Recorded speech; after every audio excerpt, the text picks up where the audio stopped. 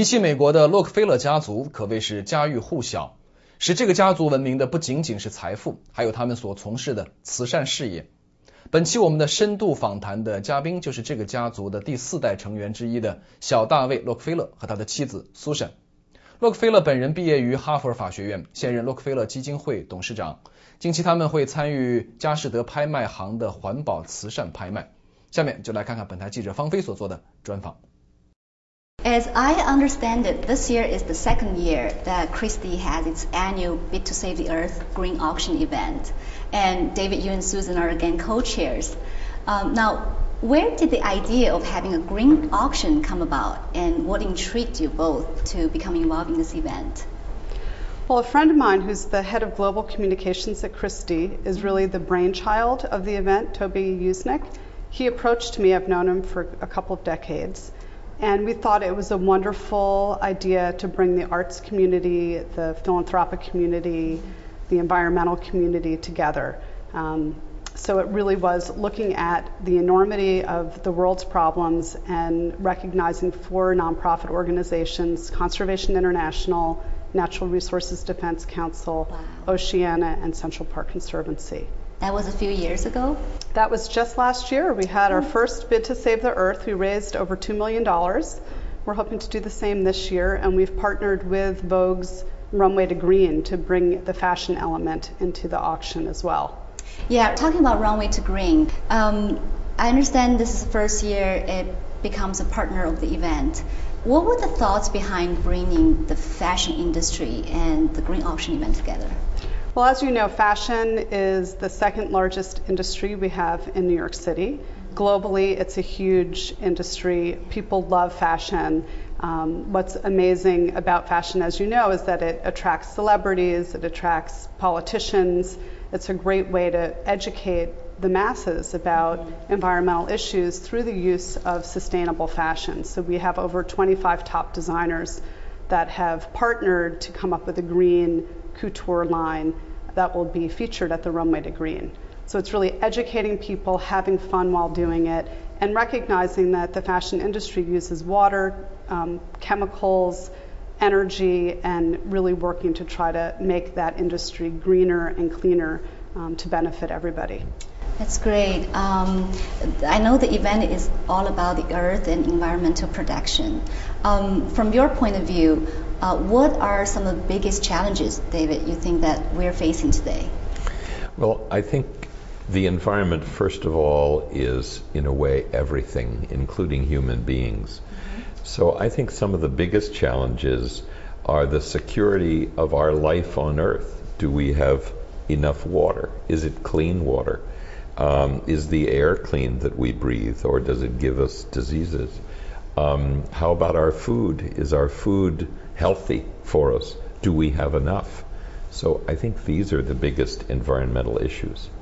And certainly everything is becoming more global nowadays, like the tsunami just happened in Japan. Yes. Oh, just mentioning it makes me feel so sad for the Japanese people and the tens of thousands we understand, at least, who have lost their lives, and many others who have lost their houses, their cars, their fields, and so forth. I think it shows us that we are in a global community, because if there are problems with the nuclear plants, it can put noxious radiation into the air, and who knows where that goes. Exactly, everywhere. Exactly. Yeah. It really shows the interconnection that, you know, we all share the same air, the same water. The same earth. Yeah, same earth. Exactly. So is there something that you think we all can do in our daily lives to make a difference?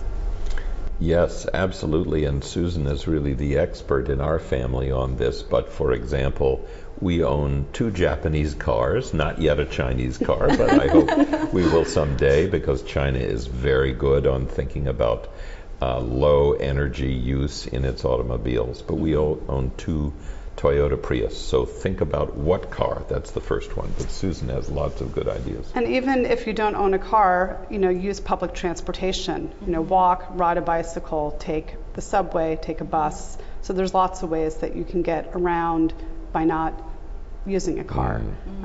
I would say there's lots of ways as mothers, as in terms of the food you buy.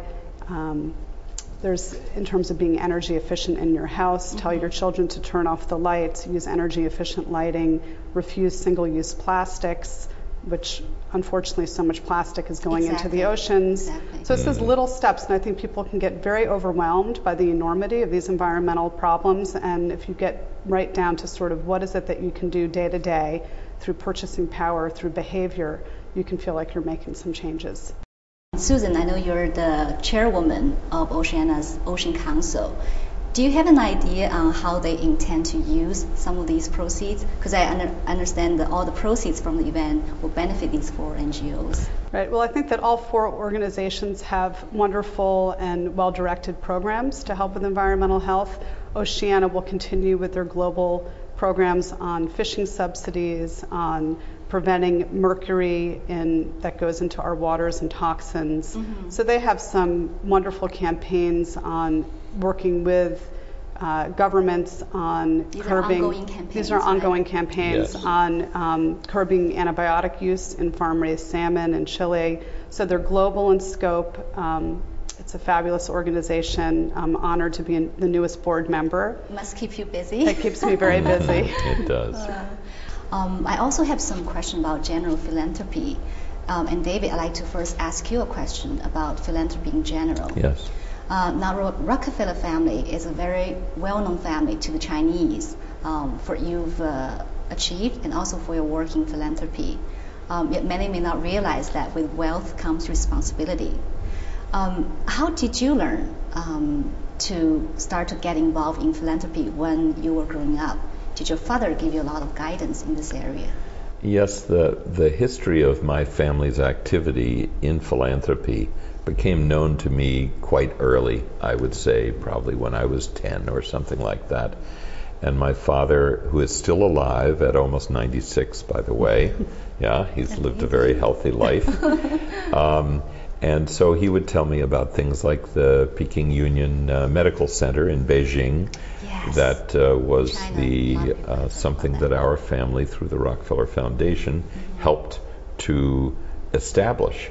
And really, public health in China and in other parts of the world was something that we helped to create the field of public health. And we're very proud of that. My great-grandfather made a lot of money, actually, in the oil industry, in the energy industry. And long before he died, he decided to give away large portions of his wealth. And he used his son, John D. Rockefeller Jr., as the first leader of his philanthropic efforts. So what brought your attention to environmental issues? Does this have to do with your love of sailing and ocean? I think it does. I think it does. And my parents taught me early on that the mountains and the oceans were very precious, and it restored the spirit to get exercise and to be in nature. And we were very lucky to live in parts of the United States which are very beautiful. We had a ranch in the Rocky Mountains in the Teton, which are, of course, some of the most beautiful places on Earth. And then on the coast of the state of Maine, on the Atlantic coast, we have a place as well. And so that taught me about the oceans. And so, yes, I think it began with a love of beautiful places.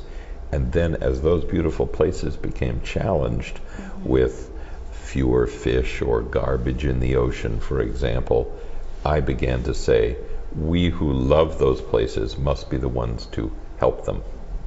Well, actually, I think, Susan, you probably took a similar path, because you're a film documentary producer, and you produced a number of documentaries on environmental issues.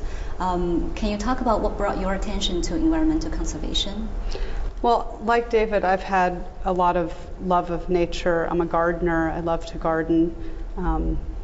I spent many summers in Maine and also on Long Island, so I love the ocean. Some of my first memories are swimming in the ocean, diving in the ocean waves. So, must be very good. Yeah, I love it. And I think that, really, similar to what David said, is if you love something, you're moved to save it because you understand the connection and what it means to you. So my films have primarily had an environmental focus, or really a human spirit focus, looking at people that are really working to make a difference, whether it's saving the Tongass forest in Alaska, looking at 10 women environmentalists that won the UN Environment Prize, co-producing a film on ocean acidification, which is the effects of carbon dioxide and how it's affecting our oceans. So I think that film, as you know, I mean, here you are in the industry, it really is a way to educate and inspire and activate citizens. So I think that it's, given, the internet, given the channels of distribution, it's a great way to get the word out. Yeah, it's a very powerful way. It is. Yeah. Powerful tool. So as a philanthropist, what would you say is the biggest challenge for you? Is it giving money to the right organization? Well, I am a philanthropist personally in a smaller way, and then I'm a philanthropist through some foundations that my family established. Earlier, something called the Rockefeller Brothers Fund, and they have been very active in trying to improve the health of fisheries, for example. Now, more recently, I've become the chairman of the Rockefeller Foundation, which is a bigger foundation, even more global, with an office in Bangkok, Thailand, for example, as well as one in Nairobi, in Kenya, in Africa. So we're a global one. So the personal decisions that Susan and I make are different kinds of decisions, because maybe it has to do with a very devoted friend who is leading an important effort, and we want to support that person because we believe they do good work. Or because we have between us 4 children, maybe there is a health program that relates to a problem one of our children share, and we support that. That's personal philanthropy. Yeah. But then, and so that's hard because you have to say no. You have only so much money, Many times. and you have many people who are asking. Yes, so sure. the biggest thing for us is to learn how to say no in a nice way, so that we can say yes in a bigger way, where things are important to us at the personal level. Yeah. What are some of the, well, that's on the personal level. On a bigger level, what are some of the criteria or things you look at when you're making these kind of decisions? Well, the Rockefeller Foundation has a history of being very strategic and looking at the root causes of problems. So instead of giving out Band-Aids to people when they have injuries, they are more likely to be looking at the cause of a disease and how to cure the disease. Or they're looking at how to improve the quality of a food source, rice or cassava or something like that. The root cause. The root cause, exactly. So they're very strategic, and we're looking these days at urban transportation issues. We're looking at resilience of cities and rural areas to climate change. You know, as the earth gets warmer, what will live there changes. And trees that used to be in the south now migrate to the north because they don't like the hot weather. So these kinds of things we're looking at, the very big global issues where we have partners who can help us solve the problems. Thank you for sharing your thoughts with us today. Do you have anything else, Dave and Sue, that you'd like to share with our audience? Well, I guess I would say Susan is going to be making her first trip to China later this year. It will be maybe my 10th trip. Since 1983, I've been traveling to China on quite a regular basis. Okay. So we're very excited to do that together. I just want to tell the Chinese people how much I have appreciated their welcome to me, and I'm sure they'll welcome Susan very much when we go later this year. So thank you. Thank you so much. Thank you.